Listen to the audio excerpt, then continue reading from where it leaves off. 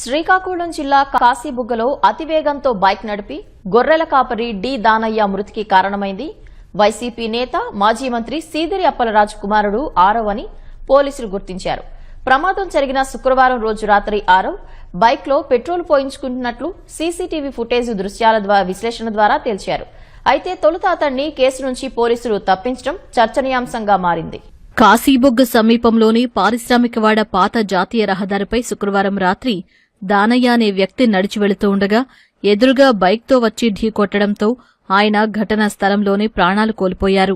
మాజీ మంత్రి సీదిరి అప్పలరాజు కుమారుడు ఆరవ్ బైక్లో పెట్రోల్ పోయించుకున్న కొద్దిసేపటికే బంకు నుంచి 500 మీటర్ల దూరంలోని ఈ ప్రమాదం జరిగినట్లు పోలీసులు నిర్ధారించారు. పోలీసులు ఘటనా స్థలానికి చేరుకోకముందే ఆరవ్ను అక్కడి నుంచి ఓ కారులో తరలించేసినట్లు నిగ్గు తేల్చారు. ఆయా దృశ్యాల సీసీటీవీ ఫుటేజీని స్వాధీనం చేసుకున్నారు. బాధితుడి కుటుంబ సభ్యులు ప్రమాద సమయంలో బైక్ నడిపింది, ఢీకొట్టింది ఆరవేనని పోలీసుల విచారణలో వెల్లడించినట్లు సమాచారం. వారి వాంగ్మూలాలు నమోదు చేసుకుంటున్నారు. అయితే ప్రమాదం జరిగిన వెంటనే నిగ్గు తేల్చి ఆరవ్ను నిందితుడిగా చేర్చాల్సిన పోలీసులు ఈ కేసు నుంచి అతన్ని తప్పించేశారన్న విమర్శలు వినిపిస్తున్నాయి. ఆరవ్కు బదులుగా అతని స్నేహితుడు అప్పల్రాజు ప్రధాన అనుచరుడి కుమారుడైన సిద్ధార్థ త్యాడిని నిందితుడిగా చేర్చారు.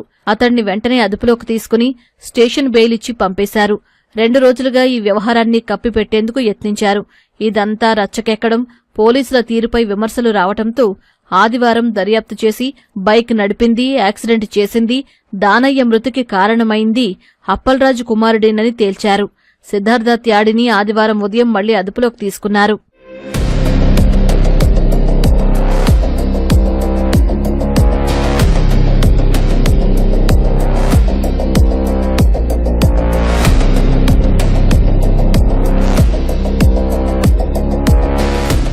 ప్రమాదం జరిగిన దాదాపు గంట తర్వాత పోలీసులు అక్కడికి వెళ్లారు. ప్రమాదానికి కారణమైన రాయల్ ఎన్ఫీల్డ్ బైక్ స్వాధీనం చేసుకున్నారు. ప్రమాదం జరిగినప్పుడు బైక్ ఎవరు నడిపారనే కోణంలో విచారించి నిందితుల్ని గుర్తించాల్సిన పోలీసులు వెంటనే ఆ పని చేయలేదు. తానే ప్రమాదం చేశానంటూ బైక్ యజమాని ఆరవ్ స్నేహితుడు సిద్ధార్థ త్యాడి చెప్పగా అతడిని నిందితుడిగా చేర్చి కేసు నమోదు చేసి చేతులు దులిపేసుకున్నారు.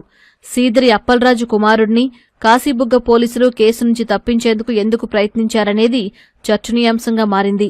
వారు ఎవరి ప్రలోభానికైనా లొంగారా లేదా ఎవరి ఆదేశాల మేరకు వారు ఇలా చేశారనేది తేలాల్సి ఉంది.